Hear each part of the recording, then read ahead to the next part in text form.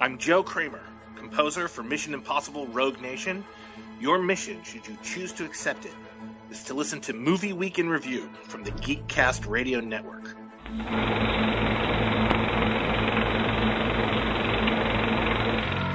Next Saturday night, we're sending you back to the future. This is M-Wire, Movie Week in Review. Yippee-ki-yay. 21 gigawatts! Gentlemen, you will always remember this as the day that you almost called Captain Jack Sparrow. License and registration. Chicken. Who am I to argue with the captain of the aircraft? Sounds like fun. And now, the latest in movies with M-Wire. Second start of the run. And straight on till morning. Hello everyone, TFG and Mike here, and I just want to let everyone know, no, you're not seeing things, no, you're not hearing things. Through the magic of Optimus Solo's math, we have decided to go to an overall numbering scheme here on M-Wire to wrap up the podcast. So, as of this recording, we had hit 196 episodes in total of almost 9 years of the podcast. This episode will be 197 instead of 139. So please enjoy Steve Megatron and I talking about Star Trek The Next Generation films here on M-Wire. You say history considers me dead. Who am I to argue with history? You're a Starfleet officer. You have a duty. I don't need to be lectured by you. I was out saving the galaxy when your grandfather was in diapers. Besides which, I think the galaxy owes me one. Hello and welcome to episode 139 of Movie Week in Review. Yes, that's right. We are walking on the M-Wire here at GCRN. I'm, of course, TF2 and Mike. Joining me is Steve Megatron. Hello. Hello. How are you? Same as always. I don't know what that means, but okay. Yeah, we're on our second week of Star Trek films. I'm going to say this in this episode, and I'm going to say this in the next episode. I watched all 13 films in 14 days. I'm sorry. It's not...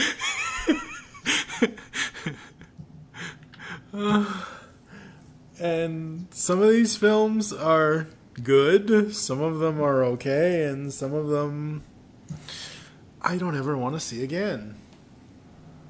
So... Yes. So tonight we're talking about The Next Generation, which is technically my generation. I know it's your generation as well, but, you know.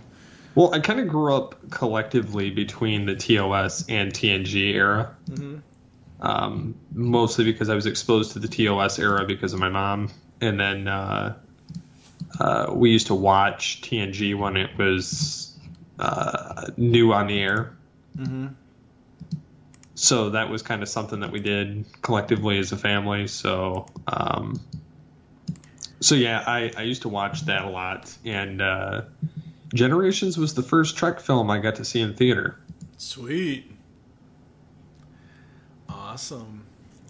Yeah, I'm going to say this right now, and I know it's sacrilege for saying this, but a while ago, maybe last year, I think it was, you had me watch Relics, which is a TOS episode, or not, a TNG episode. And as I was rewatching Generations, I got that, and I got this and Relics confused. I'm like, wait, doesn't Scotty come back at some point? And then as I slowly got further into Generations, I'm like, oh, that's right, the Borg. Or no, the Borg is the next film. Yes. But this one is the Nexus. The Nexus, yeah. Are the Vok there? Ha ha. Nobody's gonna get that but us. No. Yes. Yeah, the Nexus. The Nexus reminds me of like the Speed Force. You could kind of call it that in a sense.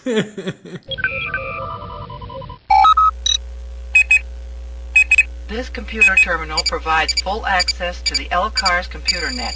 It can be operated both by voice and keypad commands. Initiating update.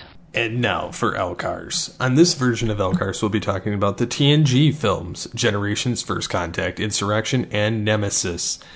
all sequentially films 7 through 10, and the final films of the Prime timeline, of the original timeline that spanned the past 50 years of Star Trek. So getting into a little bit of the domestic numbers or worldwide numbers on these films, Generations overall was 118 million, First Contact 146, Insurrection 112, and Nemesis 67 million. And the budgets for them were minuscule at best. They started off with like 35 million, 45, 58, and 60. So the final film made about $7 million back out of its total, which is pretty pathetic. Overall, it grossed 443, which 4 films of Star Trek is pretty pathetic when you consider that you look in today's age and you get things like, Justice League, which make about 200 million more than that. So, yeah.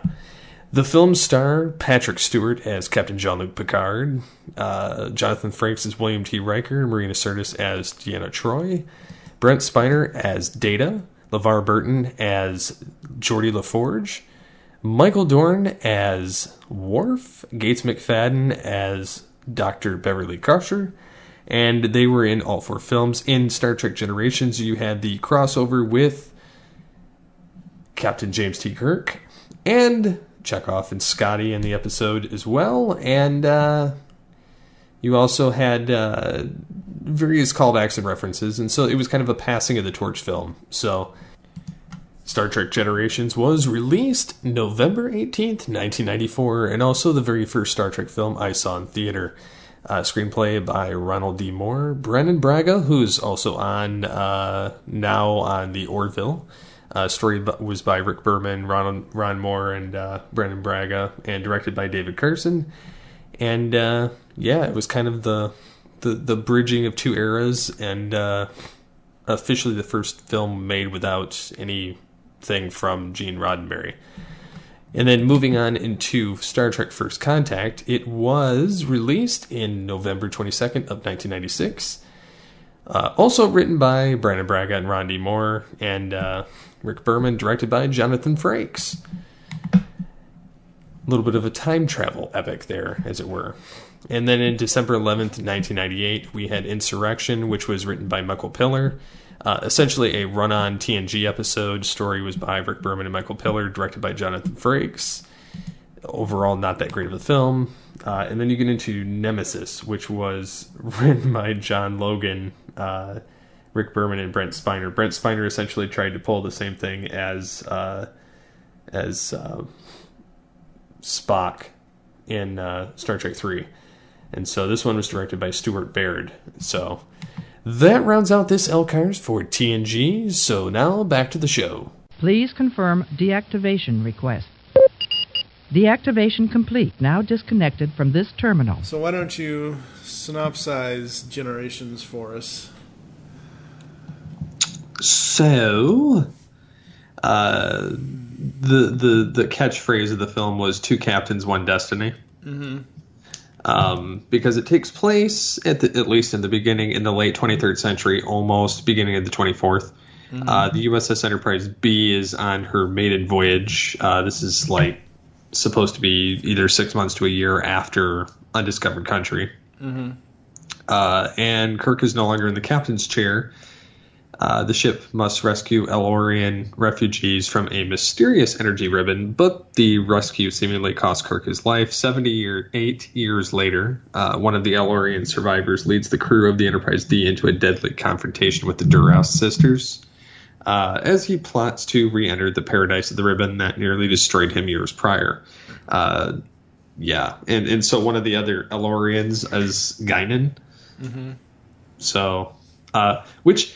It's a little troubling to me that she's on this ship unless they were leaving Earth. Right. And I'll say this because there's an episode of TNG called TNG-era, mm-hmm. which takes place in the 1800s, and Guinan is on Earth. So it's a little bit weird in that timetable. because she does get to meet like Data and Picard and some of them back in the past because of time travel reasons. But yeah, she also gets to communicate with Picard in the Nexus later on. But yeah, the film as a whole, like some of the funny things about at least the beginning of the film is it originally started off with Kirk skydiving or orbital diving. Yeah. Which is not on the theatrical release. It's on the DVD. Mm-hmm. Or at least the special edition DVD. It wasn't on the original one I had, but yeah. Yeah, so he's orbital skydiving, and he lands right where, his target was, or so he thinks, and Chekhov points out that actually it was about 10 feet that way. Yeah. And Chekhov and Scotty are waiting for him at the drop, and they're like, "Are you going to the launch of the Enterprise B?" And he's like, "No." and they're like, "Come on, you got to go." Blah blah blah blah, and you got to send it off. Well, originally Scotty was supposed to be Spock, mm-hmm. and Chekhov was supposed to be McCoy. Okay. Because they were going to have the three be there mm-hmm. for the beginning, but McCoy, the actor DeForest Kelley, had health issues, and Leonard Nimoy was not going to do it for a cameo piece that didn't have very much Spock. Yeah. Although he does do that years later. I was going to say, not only the reboot, but Big Bang Theory too. So, but he had a prominent role in the reboot anyway. So yeah.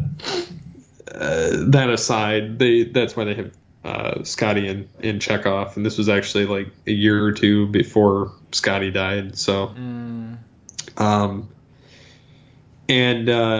yeah, it's Kirk saves the day at the apparent peril of his own life, and gets to go to the 24th century and save the day again. Yep. Because two captains of the Enterprise can't handle what the original could. Mm-hmm. So I have a question. So you get to see three captains of the Enterprise in this. Yeah, Kirk, Picard, and Janeway. No, not Janeway. Hmm? Oh, that's Janeway doesn't. She's got the Voyager. Yeah, that's in this. Nemesis or Insurrection. One of those. Well, she's an admiral in that, and that's in Nemesis. But yeah, she's back from the Delta Quadrant at that point. But no, Captain John Harriman. Oh, that's yeah. Cameron Fry. I saw that and I was like, man, because the only parts I remember about this movie are pretty much everything that was shown in the trailers or things like that, or the fact that Picard and Kirk met up and like I've seen this before today. I've seen this before watching it for this podcast, but it's been years since I've seen this thing. So yeah. So I do have a question here. This skips from the Enterprise B to the Enterprise D. What the hell happened to the Enterprise C? Watch TNG. There's an episode called Yesterday's Enterprise. Okay. And it explains the entire thing of the Enterprise C, which, funny enough, plays a prominent role in Star Trek Online at one point. Cool. Awesome. But, yeah. So it explains the only bit of... And that's why I've always concluded that Star Trek Discovery should have been placed between the Enterprise B and the Enterprise C timeline. Mm-hmm. Because they don't... There's that bit of history is missing. Yeah. And that's kind of what I would have liked to have seen. Yeah. And between the Enterprise C and the D, there was like a 20-year span where they had no Enterprise. Mm-hmm. And the Enterprise B is like destroyed at one point somewhere in the 24th century. So... Dang. But no, I love Generations. I love the story. I love that and again, I haven't seen TOS in a long time. I love that we actually get character for Kirk.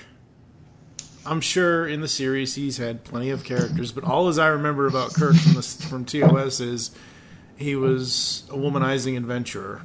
Well, he used it to get his means of whatever he needed to accomplish. Yeah.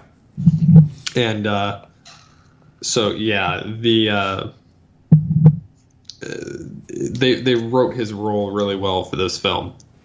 Absolutely, because they, like I said, they actually give him a backstory of, you know, when he met whichever wife it is that he met, and all of that, and you know that moment when he's jumping over the gorge and he realizes, oh, I'm not afraid of this. That means this isn't real. You got Malcolm McDowell as the bad guy in this, which, wow, he plays a good. He's a great actor, but he plays a good bad guy in this. He's one of the best bad guys we've gotten. We got Chang in the previous one, which was really good, and then in 3 we had Corge, which was Christopher Lloyd. Yep. In the 3rd one, and we really haven't. I mean, and then we had Khan before that. So I mean, we've had some pretty notable ones. Yeah. But yeah, he was pretty ballsy to even take on the Klingons and get away with it. Yeah. And the Duras sisters, I hate them with a passion. Really? Why? Yeah, they're just annoying. They were in TNG like throughout the series, and they just were annoying in that too.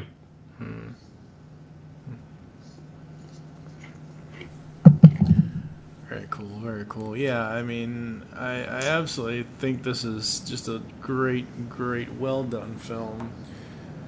Going back to it, I remember seeing it before this, but like I said, not actually. Like, I really thought Kirk was dead this time. Obviously, I didn't. I knew that was not, what was going to happen, but.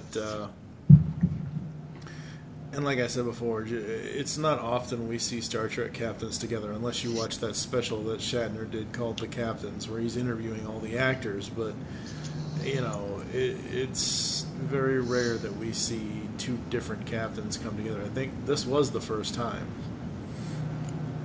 As far as between the two series, between TOS and TNG. Yep, it's the first time that Kirk and Picard meet, and the only time. Yeah. Other than if you read William Shatner's novels, which take place between each film and intermittently between other content of the TNG universe. Okay. There's one called Star Trek Return, in which the Romulans and the Borg resurrect Kirk's corpse. Oh, Lord. And basically try and get him to assassinate Picard, and then that requires, because in this universe McCoy, Scotty, and Spock are all still alive, they have to help the Enterprise D crew basically rescue Kirk, and then of course he gets to fight the Borg with Picard and another end of Kirk temporarily. As he's cleansed of the Borg stuff. So, I mean, I've read the whole book franchise that takes place after, and they're actually pretty decent. But it even touches on, like, the mirror universe and various other aspects of the Star Trek mythos of this generation. So they essentially get to live on. Oh, absolutely. Which is cool. Right. But, yeah, I mean, I loved the aspect of Kirk and Picard working together. I'm probably wrong on this, but I'm pretty sure that Patrick Stewart has said something about, his love of horses and riding horses, and I think this is the first time I'd seen him ride a horse in this movie, so that was kind of cool. He's ridden horses in the series too. Okay, well, again, as soon as I'm not all Star Trekked out after watching 13 films in 14 days, I do plan on going back and slowly making my way through TNG. Well, if you just let me know ahead of time, and I'll prep you to which episodes to skip. I've already gone through all the series. If I'm gonna watch it, I gotta watch it all, whether it's bad or not. So, with Generations, I love how they transition from Kirk's potential death to 78 years later on a seafaring adventure because they're on the holodeck. I thought that was hilarious. Because they're on a ship named Enterprise. Yep. They should have called it the SS Enterprise. Anyway. But yeah, I love that. You know, like you said, they're promoting Worf, and is it just me or no? Worf gets humor. It's Data that doesn't get humor, and Data. Oh God, Data. I forgot how annoying he was in this movie. In all the movies, honestly, it wasn't that bad actually. This one. He had a lot of humorous moments, like life forms. Yeah, that was funny. Yeah, and then he got to experience panic and fear, and it was interesting to see him get that. And then when the ship's going down, he's like, "Oh," and then it, you know, Guts. And yeah, and then he's. I think the emotion chip's malfunctioning. I'm leaking from my eyes. Yeah, no, Data. That's just called crying. But this whole movie just oh God, he just annoyed the hell out of me. He really, really did. So going through the cast really quickly, obviously Patrick Stewart. William Shatner as the captains, Jonathan Frakes as Riker, Brent Spiner as Data, LeVar Burton as Geordi, Michael Dorn as Worf. This is actually his second Star Trek film, even though in Undiscovered Country he was the grandfather, Colonel Worf, so there's that. What's funny is after this film, he because the Enterprise D gets destroyed, that's the way they introduce him into Deep Space Nine. Into having him as a series regular for the remainder of the series. And then he intermittently comes back for duty upon the Enterprise D upon certain missions. So that's why he continuously keeps popping back up. Very cool. You had Jacqueline Kim as Ensign Demora Sulu, so that was a nice little nod. Since George wasn't in the film, that was a nice nod to Sulu. When, you know, Kirk's like, when did Sulu have time to have a family? That was... With tact like that, you'd be a lousy psychiatrist. Jim, yeah. And then, you got, like I said, you have Malcolm McDowell and Whoopi Goldberg. I forgot Whoopi was in this. Absolutely forgot about that one. Generations is a film I can go back to every now and then. It's probably not one I'd go back to. I like it. I enjoy it. I enjoy watching it. But now that I have a better, more up-to-date refresher on it, it might be about 5 years before I go back to it. See, I love it just because it's got Kirk. Yeah. I don't like how Kirk died. Well, he didn't. But technically, it kind of falls with his "I always knew I'd die alone." Oh, because McCoy and Spock aren't there to save him. Yeah. That's true. Generations, I'll probably give 4.5 out of 5. What about you? I'd probably give it a 4.5 out of 5, only because the Duras sisters were kind of just throwaway, and then they were kind of obnoxious when they took over Geordi's visor. And this was the last time, thankfully, we got to see that visor. Yeah, explain that to me. Like, what the hell? As far as what? His visor. Like, well, we can explain what happens in the next film. Okay. Pertaining to that, but the visor was deemed a thing that could be removed, and obviously signal breached. for obvious reasons. Yeah, that's true. I don't know, but like when I think of TNG, I think of Geordi with the visor. I don't think of Geordi without the visor. So I don't know, whatever. We're gonna do it. Up next is the first and only Star Trek film I saw in theaters, Star Trek First Contact. And this was back in the days, folks. This was... Oof. How long ago was this? Oh my god, 1996. Yep. Oh boy. Yeah, I saw this probably a month, right before Christmas is when I saw this, 1996. I had gone to... And the funny part about this was a Wednesday church group. We all piled in the van. We went to this movie theater in Ocala, Florida, because I was living in Florida at the time with my mom. And this was back, folks, when, luxury seats that actually, recline were like a new thing. So we went to this theater in Ocala, Florida, and watched Star Trek First Contact. And this is by far my favorite of the TNG movies. I would say it's the strongest of the TNG movies, followed by Generations. Yeah. I will definitely agree with that. I mean, I like Generations, and it's a good film. I absolutely love that. But this being, to my knowledge, and again, you're the diehard, so you can correct me here, a somewhat original story for the film. I don't think it was taken from anything else, was it? Not really, but they kind of the lady that they communicated with in that timeline more or less said Captain Ahab's got to get his whale. Yeah, and but no, I mean the majority of it was that this was the first time you see the Borg Queen. Yeah, you get to see her a ton in Voyager, but. Yeah.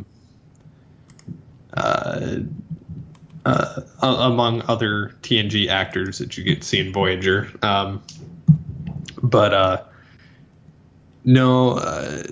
It was very horror-esque, but it was also kind of cool getting to see the Zephram Cochran in the creation of the Phoenix, the first warp flight vehicle. And then you get these cool new uniforms. You get the Enterprise E that's much more battle-oriented, streamlined. You get to see more of a nightmare of Picard reliving his assimilation. You get to see Worf, commander of the Defiant, being left adrift and picking Worf up and the survivors to the Enterprise. It was very very well done, writing and directing. It gave more of a serious tone to TNG, which Generations had kind of that TOS TNG kind of look to it. This definitely has a more of a Deep Space Nine kind of grungy look to it. And they kind of hold that through the rest of the TNG films. And you get to see the holographic Doctor in this from Voyager, which was cool. Damn it, I'm a doctor, not a doorstop.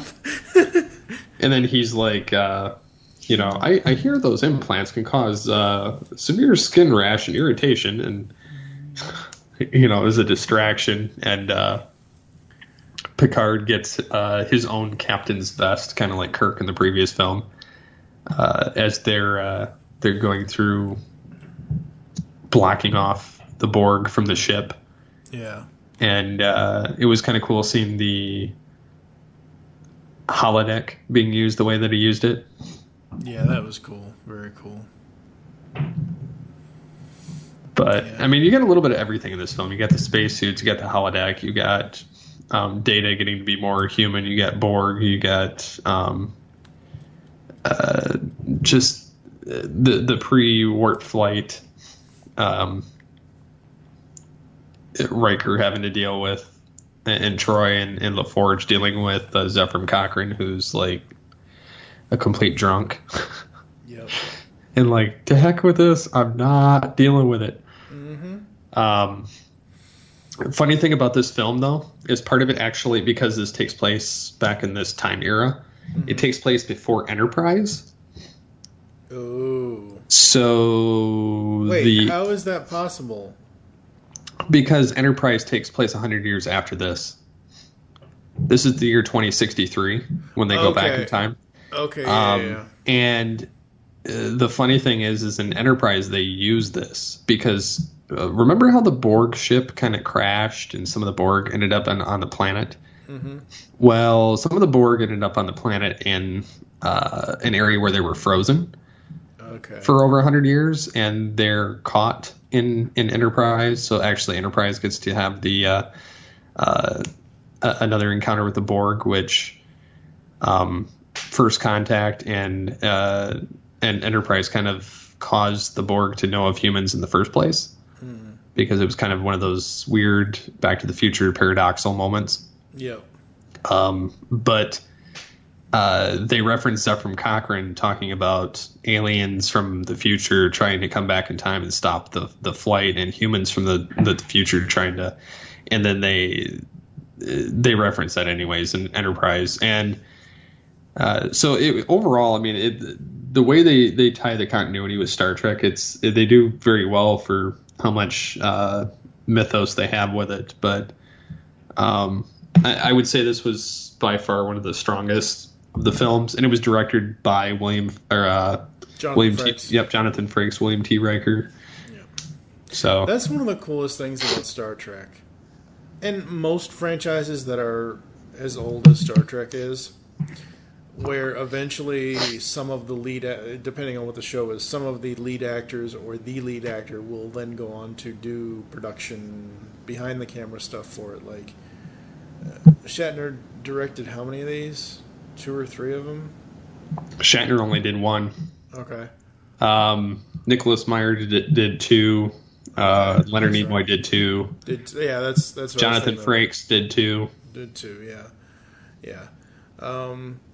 With First Contact, I think my favorite part is when they finally get one of my favorite parts. I got a lot of favorite parts in this one, but I think probably my number one is right when Cochran and Riker and Geordi all get in the Phoenix, and they're getting ready to take off, and lo and behold, Steppenwolf's Magic Carpet Ride starts playing, and I'm like, oh hell yes, that's awesome. That in 2063 we will still have Magic Carpet Ride.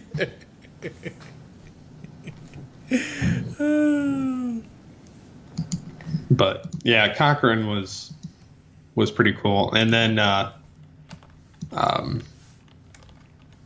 like how Troy got drunk trying to talk reason into him. Then Riker's just like do.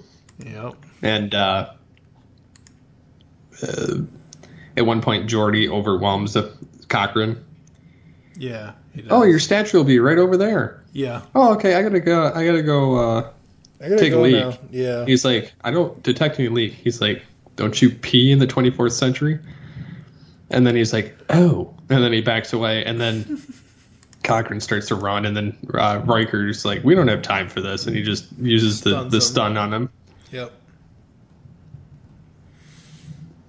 Yeah, James Cromwell has such a great body of work. I know he's been in a ton of movies. I think the only one I can think of right now without actually looking him up is he played the Doctor in iRobot. The Doctor that died in iRobot in the beginning. Yeah. I just watched a movie with him recently where he was told he couldn't build a house in his own land by the government. And he's like, just building it anyway. I've been building houses like this for the last... And it was based on a true story, so it was kind of funny. That's awesome. But, yeah. Yeah, this film overall was really, really good and very polished, and it kind of showed Picard's weakness with the Borg. Yeah. that was never really fully explained after the fact. Yep. And then they pulled a Spock moment in this movie with Data, where Picard says, our orders are blah, blah, blah, blah, and Data's like, to hell with our orders. And that's what Spock says in Undiscovered Country when they're supposed to go back to space dock. Yep. I mean, okay, not obviously Geordi and Scotty are two very different characters. Obviously, Riker and either Sulu or Chekhov or whoever, Bones, they're all different characters. Both casts are completely different. They are, except for Spock and Data. They're very similar in some ways. Yes, Data is an android. Yes, Spock is a Vulcan. But, I mean, they're both logical. They're, unless Data has his emotion chip in, he is essentially an all-logical Vulcan android, really, if you think about it.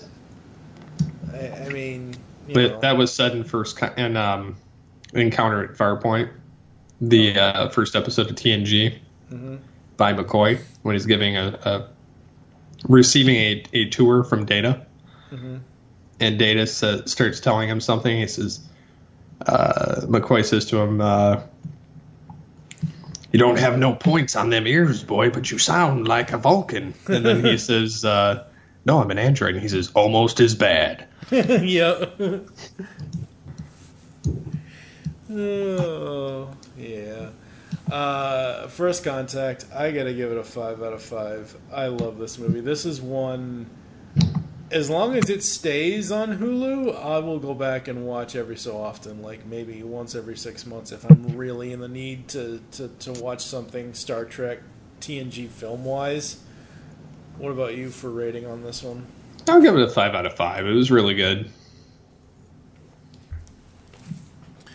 All right, let's get into the Insurrection. Oh, boy.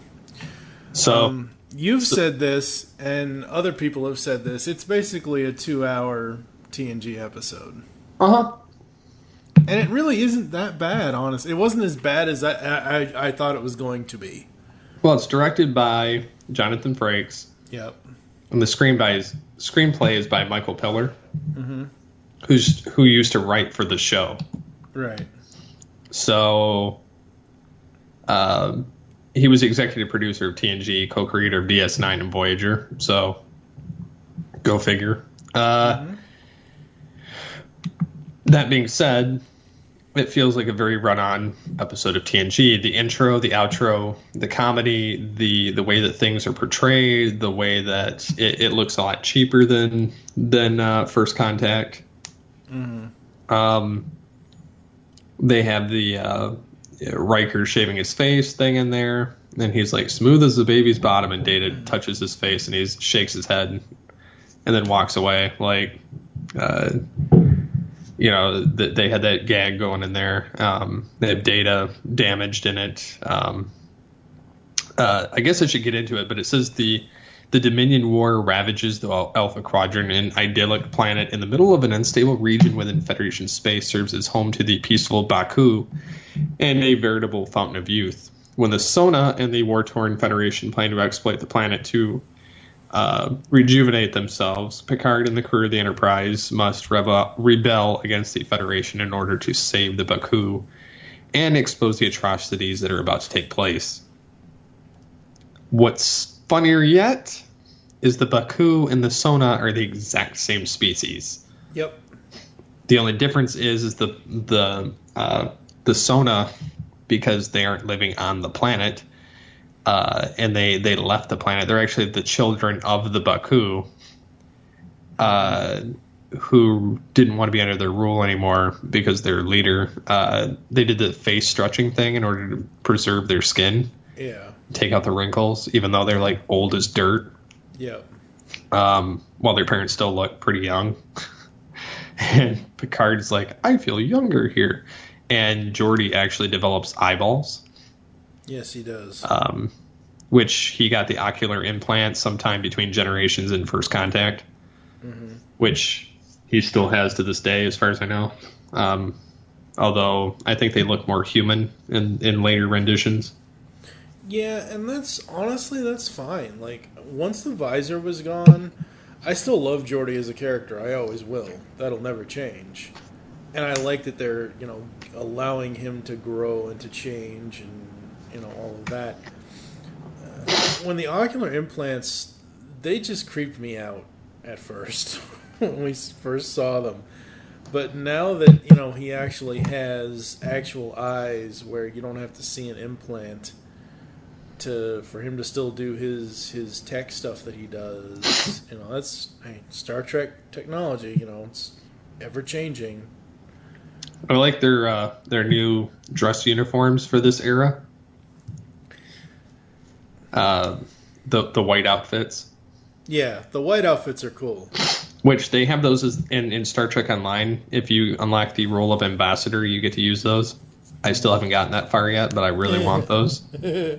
But I think it's really funny when they have to put that thing over Picard's head, that bead-looking thing. Yeah. And Admiral Doherty is a dirtbag. He is, very much so. He gets his anyway, so it's kind of funny. And then, this makes it the second villain that Picard's had to kind of take care of solo for the most part. Although I would argue the last film, Data helped. But yeah, it was kind of cool seeing the Enterprise crew. It was really funny seeing Worf reverting. Yeah, that was funny. But yeah, the whole film, it wasn't bad or anything. It felt like a run-on TNG episode. Yeah, I mean, I enjoyed it. I thought it was interesting. I thought, again, seeing Picard with a potential love interest was kind of fun. And I'm sure he's had others in the series. I just have to go back and actually watch the series for a refresher on that. It was cool seeing the Enterprise crew being rebellious, kind of like Star Trek 3. Yep. So... Absolutely. Insurrection, 4 out of 5, I guess. I liked it. I thought it, I'll give it a 4 out of 5 only because, now, if you would have asked me this a year ago... You'd have said something lower. I would have said 2 out of 5. Yeah. I would have said this film was terrible. But having gone back and watched it in the past month and a half... Mm-hmm. I genuinely enjoy it. Yeah. So. See, I kind of, even though they're not going home, I kind of liken this to the voyage home just a little bit. Because they're not out in space fighting Romulans or Klingons or whatever. They're, kind of, they're trying to figure out what's wrong with these people. Why are these other people attacking these, and that's kind of how I felt about the voyage home as well. Obviously the whole San Francisco thing with Takei and I should say Sulu and all that and everything else. So obviously this isn't a full-on time travel film, but yeah, that's one of the reasons why I liked it. I gotta say, probably so far out of 9 of them, Final Frontier's the only one I kind of don't really care for. I mean, I don't really care for the motion picture either, because that's just, visual effects and music with no story. But as far as plot-wise, I would say 5 is the only one so far that I don't really give a crap for.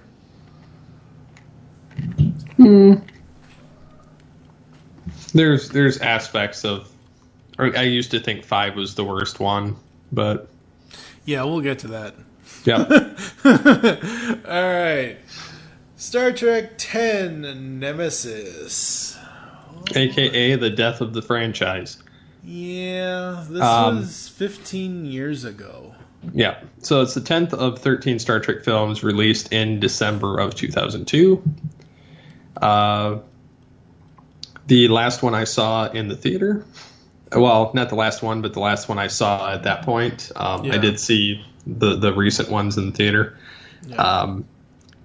This one is Captain Jean-Luc Picard and the crew of the Enterprise E become involved with the Romulan Star Empire's new leader, Praetor Shinzon, makes overtures for peace with the Federation. Surprisingly, Shinzon is not from Romulus, but from Remus, a native of a darkness-shrouded twin world of Romulus. But he is not even a normal Reman at that. Picard faces a new, very personal enemy, and the Enterprise E is tasked with preventing a costly reignition of war between the Empire and the Federation. After finding out that he was a decorated war hero during the Dominion War, and the fact that he's a human clone. Yeah, he's a clone of Picard. This one... the Janeway reference, her showing up, was kind of cool, even though I've never really been a fan of Voyager. I will, again, give that a try one of these days, but... Early on, it's hard to swallow, but when you get past, like, second season, you get in third season and beyond, it kind of gets better. I mean... But, yeah, I mean, it's got its moments. Yeah, it's got its moments, and I think that's the problem with the movie, is that Shinzon, like, what does he really want other than to, be one with Picard or No, he needs Picard's blood, a complete 100% transfusion in order to live. Yeah. Because Picard, they caught his disease early enough in his youth that he was able to be cured of it. Right. Whereas Shinzon, they didn't know about that. So he needs a complete transfusion in order to survive. And this is all the while that Troy and Riker got married, and Riker's about to go to the USS Titan. Yep. And Worf is going to go back to DS9, albeit temporarily, until he decides to become an ambassador from the Federation in the last episode of DS9. And then you get Wesley showing up at the wedding table. It's the only time you see him. Yeah. And it's funny because Picard's giving the toast, and then he's like, "Mr. Data, shut up. I've waited 7 years to say that." So that's kind of entertaining. And then the film as a whole isn't that bad. You get to have the Romulans working with the Federation, working with the Enterprise to take on Shinzon, and I love that Picard's just like, the ship's blown away pretty much, and he rams the ship into Shinzon's. And then Data having to find another Soong type robot in B9 or B4. They call him B4 in the book. In the screenplay, it was B9 was the name of the thing. So it still sticks in my head even after this much time. But Data does a complete brain transfusion, basically. With B4, yeah. Yeah, and it's interesting in that regard because he essentially preserves himself, which you don't get the payoff from that in this film. No. But you get it in the comics and in Star Trek Online. Because Data is still very much alive. It took him, I guess, like 5 or 10 years to get Data's memory to resurface completely. Yeah.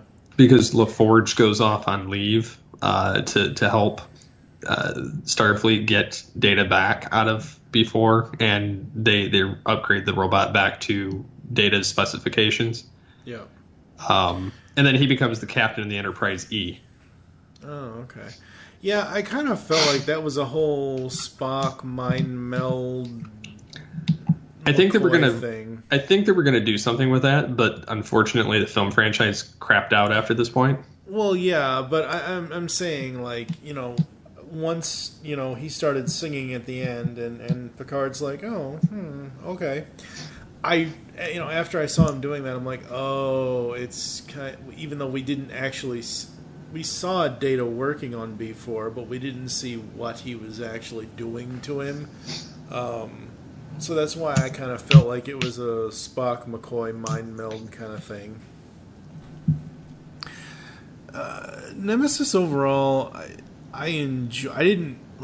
I wasn't in pain watching this, but at the same time, it's not the best Star Trek film. Obviously, like you said, it basically killed the franchise for 6 years. But I did enjoy a lot of it. I like seeing Riker and Troy. I thought that was kind of fun. I thought that was kind of funny. 3.5 out of 5, maybe. I give it a 4. It's like I said, it's got its moments. There's certain aspects that make it kind of crap, and a lot of it had to do with like the Viceroy and Shinzon going against Picard for the most part, and then trying to mind rape Troy. Yeah, that was a little much. Because he was just a teenage creeper. And I love how Data essentially tells Picard, who just watched Shinzon impale himself at the end, and Data's like, goodbye, and teleports Picard out, and then blows away the Thalaron device. Yeah. And they're all, they were on the bridge, and Picard's kind of watching from the back, everything go on, and they all toasted Data and whatnot. But, this is the second time that Picard's had his ship get whacked out, pretty much. I mean, it was at least limping back to Starfleet. And then they sent Riker out to the neutral zone to head out the task force there with the Romulans. So the Romulans don't really get serious, though, until the timeline of Star Trek Online, which may be a fun topic to tackle on Future Imperfect. Yeah, Future Imperfect, Altered Geek, something like that. Yeah. 2 stars in this that I completely did not really even... I mean, I knew they were here, but I didn't know they were here. Ron Perlman as Viceroy. Yep. Hellboy as the Viceroy. Yeah, I thought that was kind of funny. Yeah. And the other one, director Bryan Singer as Kelly. Oh, nice. Yeah. Mr. X-Men himself as Kelly, whoever the hell Kelly is. Because, like I said, I didn't even remember him from the movie. So, yeah. So, we're going to take a quick break, come back with final thoughts after this. DeCian, the superhero webcomic. DeCian's got superhero antics and sexy girls. For action, drama, mayhem, and more, read it now at DeCian.com. DASIEN.com. And for the new DeCian podcast, go to patreon.com/DeCian. Because the world needs another movie podcast. The Geekcast Radio Network presents for your listening pleasure, The Cinema Geek. Hosted by Amanda, Kevin, Matt, and Dan. Each week we dive headfirst in the landscape of movies as we discuss movie news, play movie games, go in-depth on reviews, and even have a top 10 countdown or two. Also, don't miss our director retrospective series, where we review noted directors' movies, film by film. Bottom line is, if you love movies and love podcasts, you need to experience The Cinema Geeks. You can find us on iTunes, Blog Talk Radio, or GeekCastRadio.com. On the Simplistic Reviews podcast, we talk movies. We talk TV. We talk... Hello, Julie, what the heck are you doing? Trying to make our spots sound more exciting by adding explosions. Yeah, I'm pretty sure you could have got the point across with sound effects, not the real thing. Download this show on iTunes or at simplisticreviews.blogspot.com. I'm sure your insurance company will cover that. No, they won't. No, they probably won't. Alrighty then, we are back, and that is the TNG films for Star Trek here in episode 139 of M-Wire. Overall, I gotta say, I enjoyed rewatching all four of these. I like some better than others. If I was gonna rank them best to worst, it would go First Contact, Generations, basically go in order, Insurrection, and then Nemesis. Because the plot of Nemesis was just a little too creepy for me. I don't know. Like I said, there's a lot of aspects about this one. I can't really knock it all that much. I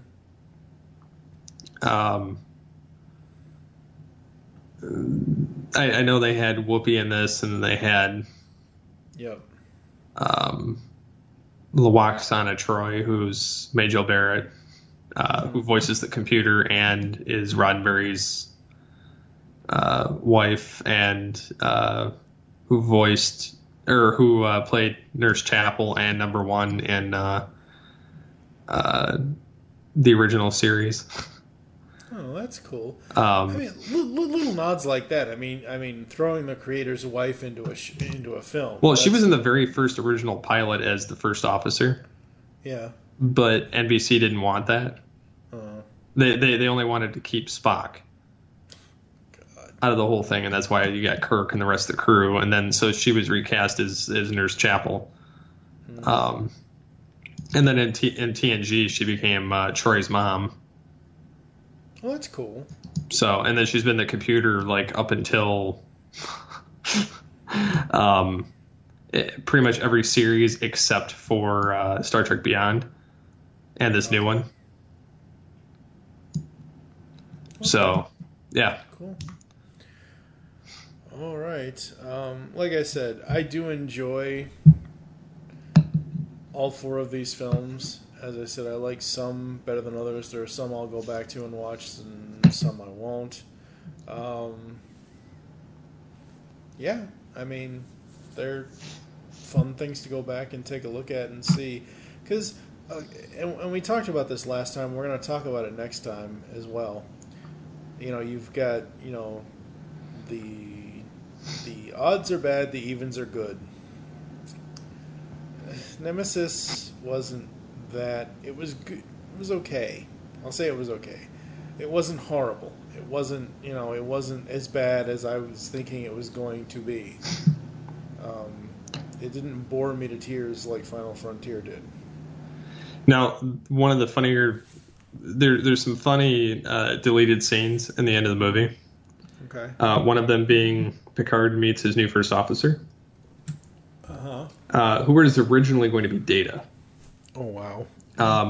But because Data's obviously incapacitated, he got a new first officer. Can't remember the guy's name.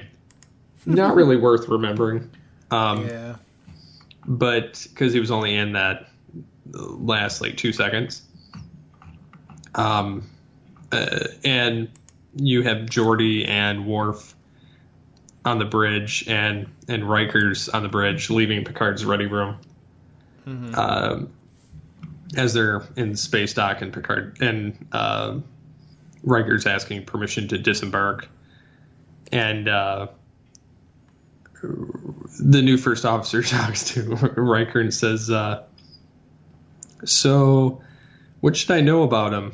And he's like, "Well, he loves to be called Jean-Luc," and then like starts giving him all this like terrible advice of things not to say.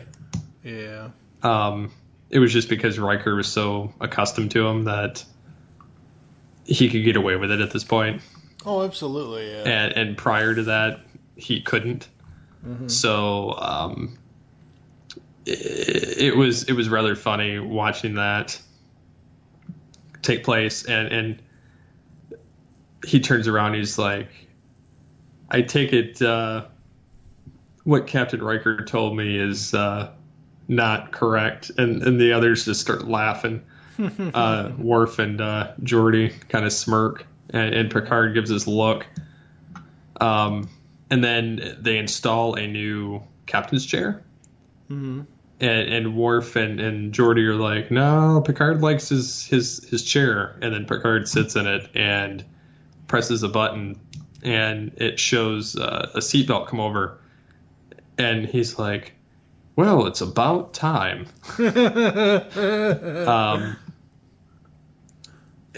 So, yeah, there's some alternate ending stuff. There's another alternate ending showing the Enterprise warping away. So, I mean, there's a couple other scenes they're in, but overall I felt like some of those things should have been left in because it would have strengthened part of the end of it. But yeah, this was 2002, right? Yep. So this was way beyond the series' 7th season, right? Oh yeah, season 7 ended in 93. Yeah. Okay. Really? Yep. Okay. Generations came out in 94. That's right. Okay.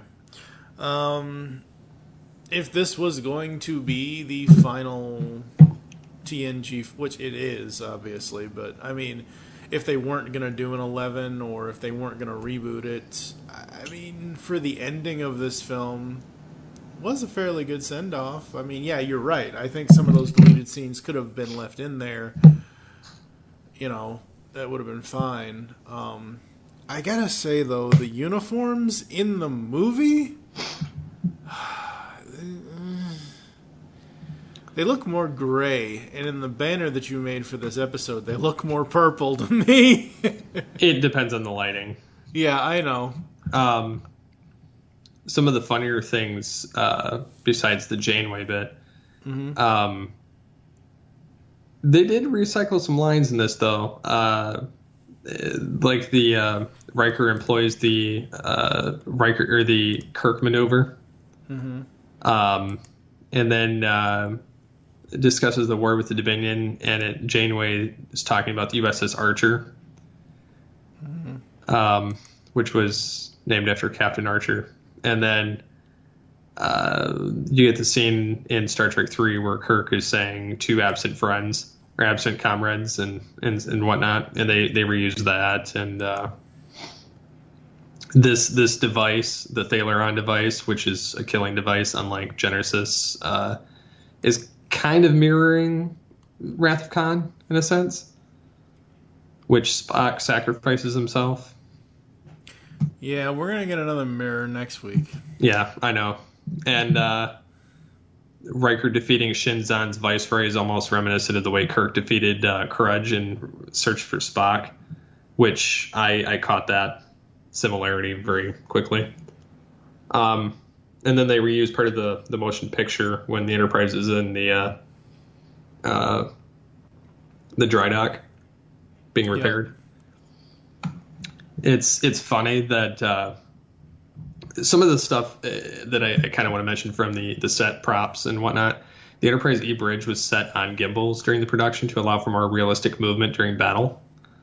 So the lurching movements made by the actors is actually happening. It's actual authentic movement because the ship is moving. So they're compensating. The interiors for sickbay and crew quarters were new sets built for the film, whereas previous First Contact and Insurrection, they reused USS Voyager stuff, just redressed. There was a lot of reused stuff from Voyager and from Deep Space Nine. So, and there was a new darker scheme for the set and for the LCARS, and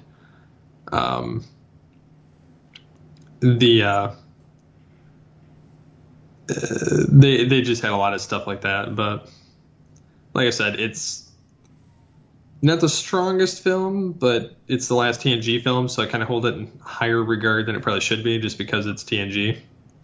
Right, yeah. But even the actors say that the film sucked.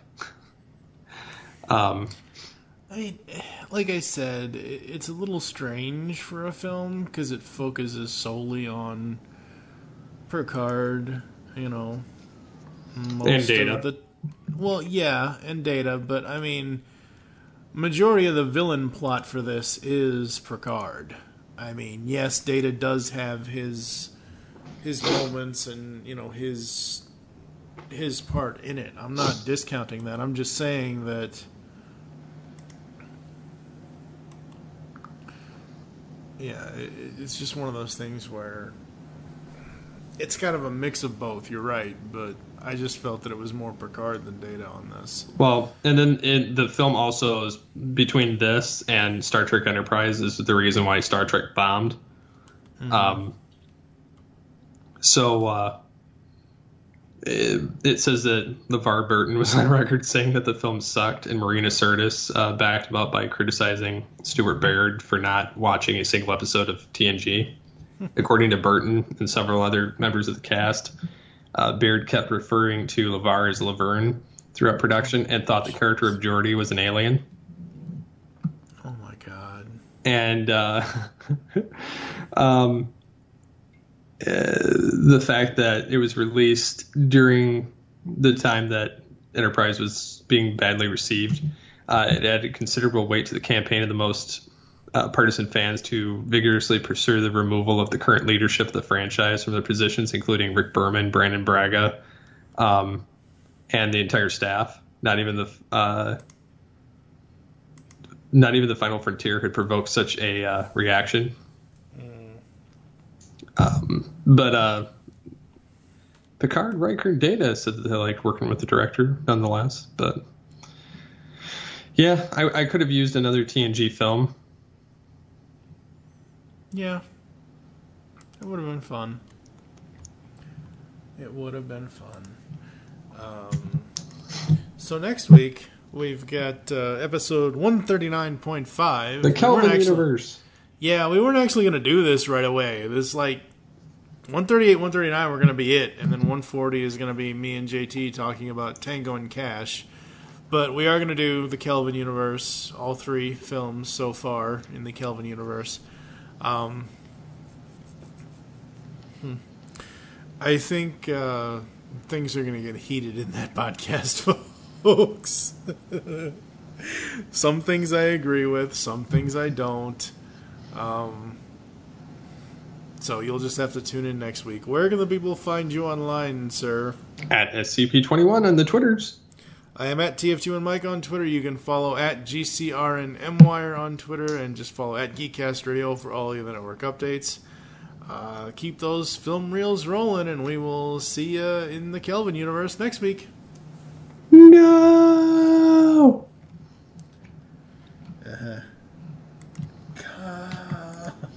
Okay, then. Are you out of your Vulcan mind? So until next time, unleash the geek in you. In a world, there, I said it, happy